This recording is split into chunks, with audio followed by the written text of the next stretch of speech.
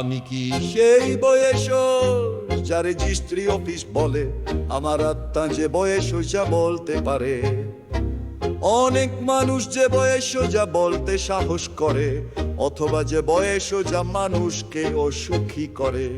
আমি কি সেই বয়সা?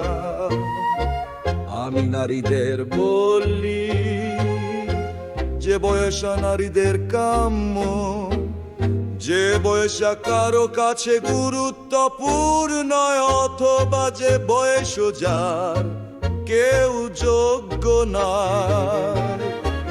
সে তো আপনার বয়স কতটা গুরুত্বপূর্ণ? আপনার কাছে টাকা পয়সা কি গুরুত্বপূর্ণ?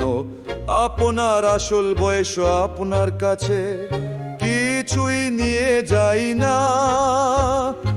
এমন কি আমাদের পরিচয় পত্র আবর্জনায় যায়, অথবা অন্য কারো সাথে থেকে যায়।